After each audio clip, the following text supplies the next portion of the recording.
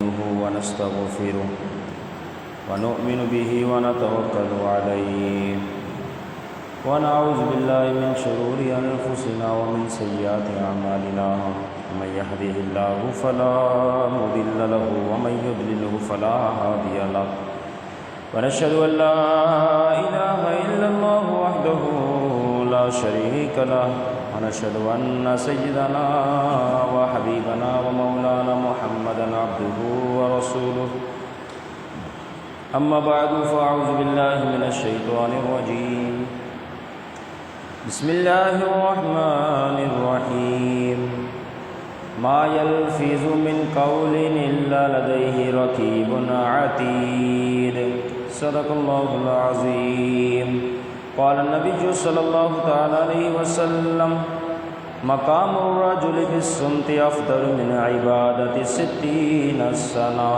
أو كما قال النبي صلى الله عليه وسلم إن الله وملائكته يصلون على النبي يا أيها الذين آمنوا صلوا عليه وسلموا تسليما اللهم صل على سيدنا ومولانا محمد وأنزل المقعد المقرب عندك يوم القيامة اللہ جل جلالہ کی حمد و ثنا حضور سرور کائنات فخر و عالم خاتم النبیین صلی اللہ تعالیٰ علیہ وسلم کی بارگاہ میں درود السلام کا نذرانہ پیش کرنے کے بعد رب تعالیٰ کے فضل و کرم سے الحمدللہ آج جمعۃ المبارک کے اس مقدس دن میں ہم دین سیکھنے سمجھنے کی غرض سے یہاں جمع ہے۔ مولا کریم ہم سب کی حاضری کو اپنی بارگاہ میں قبول فرمائے۔ آج کا ہمارا موضوع انتہائی اہمیت کا حامل یعنی زبان کی حفاظت، یہ بڑا اہم موضوع ہے۔ اللہ تعالیٰ سے دعا ہے کہ مجھے حق اور سچ کہنے کی توفیق عطا فرمائے، بعد ازاں ہمیں توجہ کے ساتھ غور و فکر کے ساتھ اسے سننے، یاد رکھنے، عمل کرنے، دوسروں تک پہنچانے کی توفیق عطا فرمائے۔ قرآن کریم میں میرا رب ارشاد فرماتا ہے ما یلفظ من قول الا لدیہ رقیب عتید۔ رقیب کہتے ہیں حکم کی تعمیل کرنے والا، جو حکم دیا اس کے مطابق چلنے والا۔ فرمایا بندہ جب اپنی زبان سے کوئی لفظ کہتا ہے فوراً اس کو محافظ فرشتے لکھ لیتے ہیں۔ زبان سے لفظ ادا کیا، لفظ ادا کرنے والے نے تو کر دیا، فرمایا فوراً اسے سیو کر لیا جاتا ہے، لکھ لیا جاتا ہے۔ کرامن کاتبین فرشتے فوراً ان الفاظ کو نوٹ کر لیتے ہیں۔ اسی طرح فرمایا وقولوا للناس حسنا، لوگوں سے اچھی بات کہو، کیونکہ زبان سے جب برے الفاظ نکلیں گے تو فرشتہ جب اسے لکھے گا تو بروز محشر بڑی رسوائی ہوگی، اور جب اچھی اچھی باتیں نامہ عمل میں لکھی ہوئی ہوگی تو یہ بندے کے درجات میں بلندی کا سبب بنے گی۔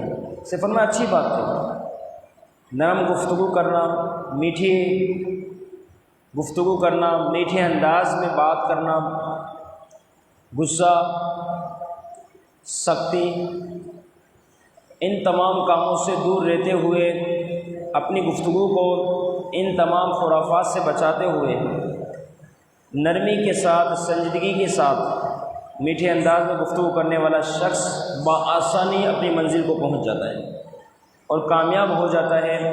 معاشرے میں بھی ایسے شخص کو با اخلاق کہا جاتا ہے۔ اللہ رب العزت نے موسیٰ علیہ السلام کو حکم دیا کہ فرعون کے دربار میں جائے۔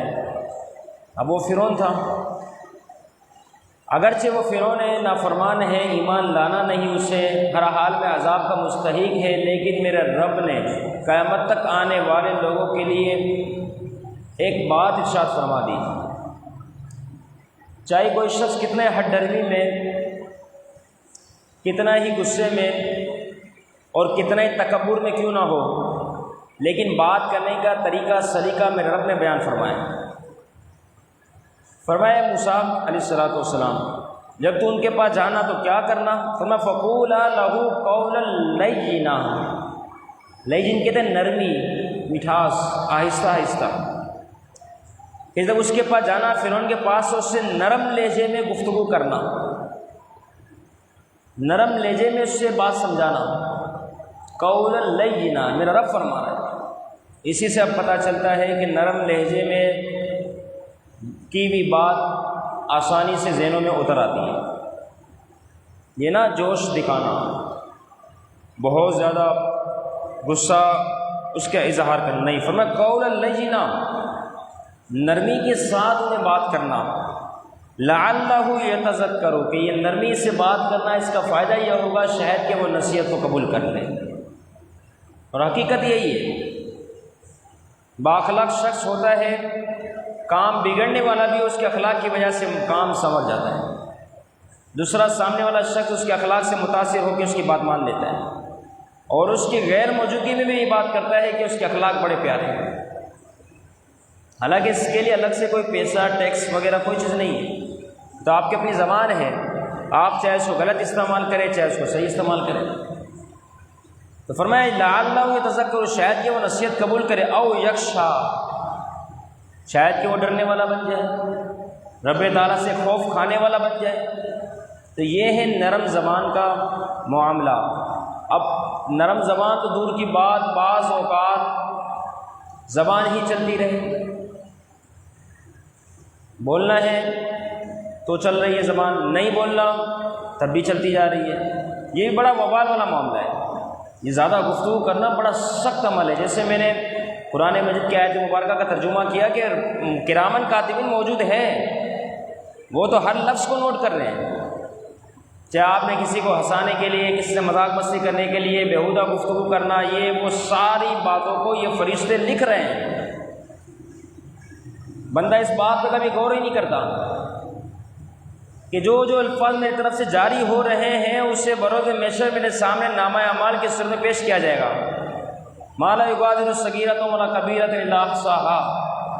اس موقع پر یہ افسوس کرے گا کہ یہ کیا ہو گیا، اس نامہ عمل نے تو میرے چھوٹے بڑے ہر گناہ لکھ دیے۔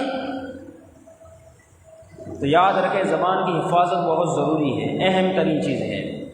خاموش رہنے والا، سنجیدگی والا شخص کتنا محبوب ہے۔ پیارے محبوب علیہ الصلوۃ والسلام نے فرمایا مقام الرجل بالصمت افضل من عبادت 60 سنہ، او کما قال النبی صلی اللہ علیہ وسلم۔ فرمایا کوئی شخص خاموش رہتا ہے تو یہ شخص اس شخص سے بہتر ہے جو 60 سال عبادت کرے، یعنی خاموش رہنے والا شخص 60 سال عبادت کرنے والے شخص سے بہتر ہے۔ من عبادت 60 سنہ، جس نے 60 سال تک عبادت کی اس کی کیا شان ہے۔ لیکن فرمایا جو خاموش رہتا ہے یہ جو یہ 60 سال والی عبادت ہے اس سے بھی زیادہ افضل شخص یہ ہے، کیونکہ عبادت کرنے والے نے تو عبادت کر لے، لیکن اب جب گفتگو کی جائے تو ممکن ہے اس وجہ سے اس کی عبادت ساری ضائع کر دی جائے۔ لیکن ایک شخص ایسا ہے جو فرائض واجبات کا اہتمام کرتا ہے لیکن فضول گفتگو نہیں کرتا، تو اس کی تو ہر حال میں بچت ہی بچت ہے۔ تو فرمایا کہ وہ 60 سال کی عبادت کے مقام و مرتبے کو پال لیتا ہے۔ اسی طرح فرمایا المسلم من سلم المسلمون من لسانہ ویدہ، او کما قال نبی صلی اللہ علیہ وسلم۔ فرمایا مسلمان کون ہے؟ فرمایا سب سے بہترین مسلمان وہ ہے جس کی زبان اور ہاتھ سے دوسرا مسلمان محفوظ ہو۔ حضور نے سب سے بہترین مسلمان اس شخص کو قرار دیا، سب سے بہترین مسلمان، فرمایا کہ جس کی زبان اور ہاتھ سے دوسرا مسلمان محفوظ ہو۔ اب زبان سے مارنا ہے، سختی کرنا ہے، ہاتھ سے مارنا ہے، سختی کرنا ہے، یہ سارے معاملات ہیں، لیکن ہاتھ اور زبان ان دونوں میں، اور رسول اکرم صلی اللہ تعالیٰ علیہ وسلم نے زبان کا پہلے ذکر فرمایا کہ زبان کی مار بہت سخت ہے۔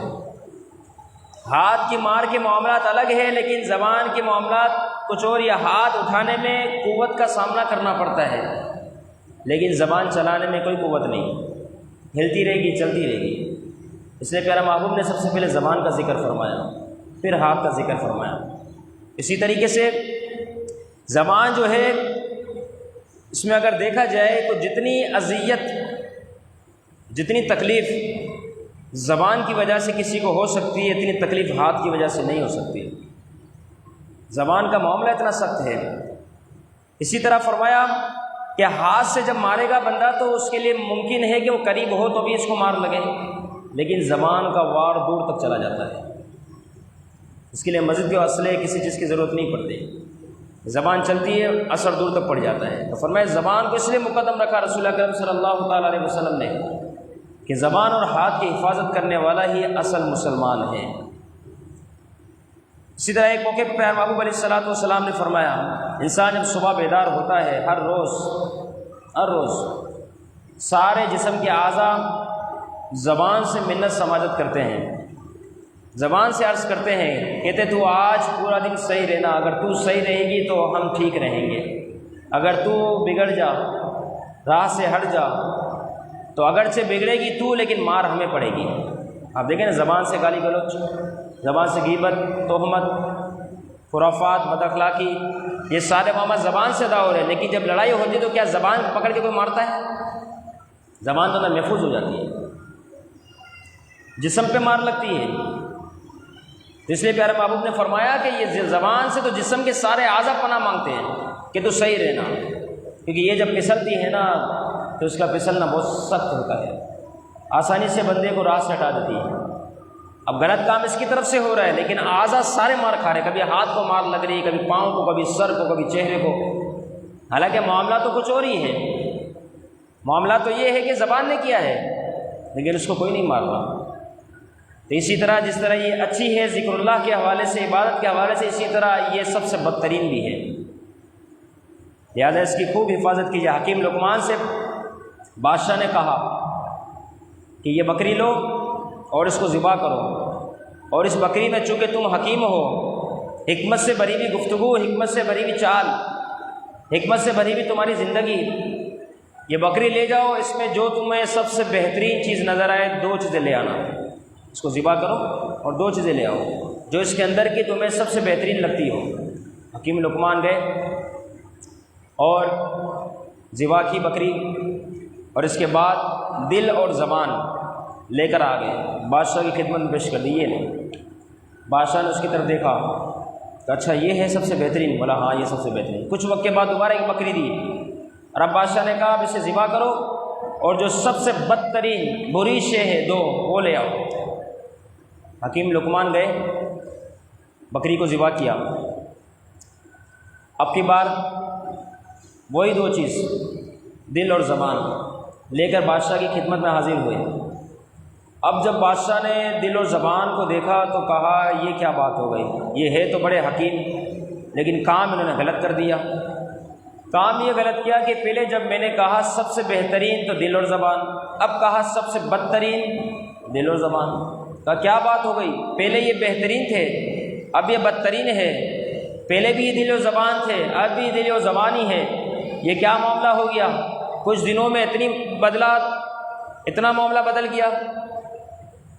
اب حکیم لقمان فرماتے ہیں کہ بادشاہ دراصل بات یہی ہے کہ دل و زبان ہی ہے، اگر یہ صحیح ہے تو سب صحیح ہے، اور اگر یہ دل و زبان غلط ہو جائے تو سب چیزیں غلط ہیں، لہذا بہترین بھی یہی 2 چیزیں ہیں اور بدترین بھی یہی 2 چیزیں ہیں۔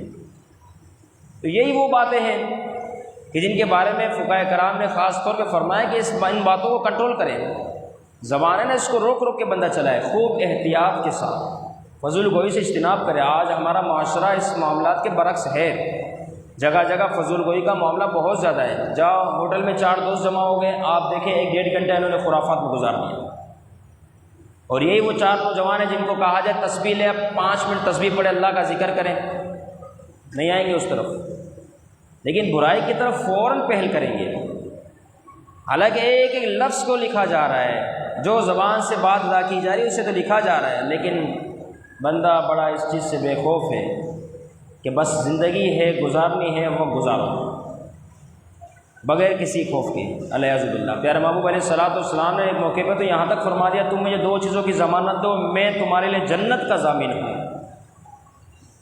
فرمایا ایک زبان اور دوسری شرمگاہ، تو میں ان 2 چیزوں کی تم مجھے ضمانت دے دو، میں جنت کا ضامن ہوں۔ اتنی بڑی بات، کیونکہ یہ 2 چیزیں ایسی ہیں جو اکثر گناہ کرواتی ہیں۔ جیسے آپ کبھی موبائل آن کریں، اس میں آپ ریکارڈنگ کا بٹن آن کر دیں، ابھی ریکارڈ ہو رہی ہے، اب آپ کی کیا کوشش ہوگی؟ گالی گلوچ دینا، غیبتیں کرنا، فلاں کی برائی کرنا؟ نہیں، آپ کی چاہت ہوگی کہ اب جو ہے وہ ایک ایک لفظ سنبھل کے بولا جائے، ریکارڈ ہو رہا ہے۔ تو اسی طرح ہماری زندگی میں جب سے ہم نے ہوش سنبھالا اس وقت سے لے کر مرنے تک کے معاملات کرامن کاتبین نے لکھنے ہی ہے۔ ان تمام الفاظ کو، ان تمام گفتگو کو فرشتہ نوٹ کر رہا ہے۔ اگر یہ بات ہماری سمجھ آ جائے نا، مسئلہ ہی حل ہو جائے کہ جب بندہ بولے تو خوب غور و فکر کر کے بولے۔ آپ دیکھیں زبان کا معاملہ کتنا سخت ہے کہ سب سے پہلے تو اس کے آگے پیچھے جو ہے وہ 32 تالے لگائے گئے، دانت جس کو کہا جائے۔ پھر 2 دروازوں میں اس کو بند کر دیا گیا، اور آنکھ 2 دی، ہاتھ 2 دیے، کان 2 دیے، پاؤں 2 دیے، لیکن جب زبان کی باری ہے ایک ہی دیا، اور ایک کو بھی 32 تالوں میں 2 دروازوں میں بند کر کے دیا۔ کیا وجہ ہے؟ یہی تو جانب اشارہ ہے کہ خوب احتیاط کی جائے، فضول گوئی سے بچا جائے۔ مذاق مستی کرتے ہوئے زبان کو فضول استعمال کرنا یقیناً یہ آخرت کے لیے تباہ و بربادی کا باعث ہے۔ جہاں تک ممکن ہو سکے بندے کو چاہیے کہ خاموشی اختیار کرے۔ مولانا رومی علیہ رحمہ نے لکھا اس حوالے سے، آپ فرماتے ہیں بادشاہ کا ایک بیٹا تھا جسے شہزادہ کہا جاتا تھا۔ وہ شہزادے کو اس نے مدرسے میں پڑھنے بھیجا کہ وہ بچوں کے ساتھ رہے گا، کچھ سیکھے گا، کچھ اس کو سمجھ پڑے گی۔ وہاں پر بھیجا تو وہاں پر استاد نے حدیث پڑھائی، من سکت فقد نجا، او کما قال نبی صلی اللہ علیہ وسلم، جو خاموش رہا اس نے نجات پائی۔ حضور کا فرمان، من سکت نجا، خاموش رہا اس نے نجات پائی۔ اب یہ بات بادشاہ کے بیٹے شہزادے نے سنی، بس اس وقت سے خاموش ہو گیا۔ بادشاہ بڑا پریشان ہوا کہ اب سے پہلے تو بولا کرتا تھا، نہ جانے اب کیا ہوا۔ بڑے بڑے حکیم طبیب ان کو بلایا گیا، حکامہ سارے پہنچے، علاج اپنا اپنا دکھایا، لیکن بچہ جو ہے بول ہی نہیں رہا۔ بادشاہ سمجھا کوئی بیماری ہو گئی ہے، اس وجہ سے نہیں بول رہا، اب کیسے علاج کروایا جائے؟ ایک حکیم نے کہا کہ کوئی مسئلہ نہیں ہے، اس کو سیر پہ لے چلتے ہیں۔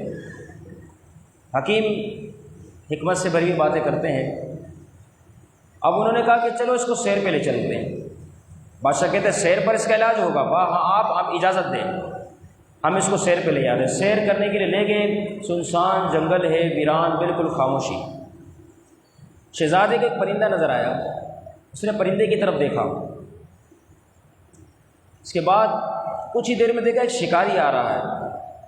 شکاری پرندے کو تلاش کر رہا ہے کہ کوئی پرندہ مجھے ملے تو میں شکار کروں۔ شہزادہ بھی دیکھ رہے ہیں سارے معاملات، شہزادے کو پرندہ نظر آ چکا ہے۔ اب وہ بھی بڑے غور و فکر سے دیکھ رہا ہے، ساتھ شکاری بھی دیکھ رہا ہے کہ کوئی نظر آ جائے۔ اچانک سے اس پرندے نے آواز دی، جو پرندہ ہے جانور ہے، اس نے بولا۔ جیسے اس نے بولا نا، شکاری کی توجہ اس کی طرف گئی، فوراً اسے شکار کر لیا، اسے مار دیا، تیر ماری، نیچے گرا۔ جیسے وہ نیچے گرا نا، بادشاہ کا جو بیٹا شہزادہ تھا اس کی زبان سے فوراً نکلا، صدقت یا رسول اللہ، کہ اللہ کے حبیب نے سچ فرمایا، کیونکہ حدیث سن لی تھی نا استاد سے، من سکت نجا، جو خاموش رہا اس نے نجات پائی۔ فوراً سے شہزادے نے کہا صدقت یا رسول اللہ، اے اللہ کے حبیب آپ نے سچ فرمایا، جو خاموش رہا اس نے نجات پائی۔ اگر یہ خاموش رہتا محفوظ رہتا۔ بولا پھنس گیا۔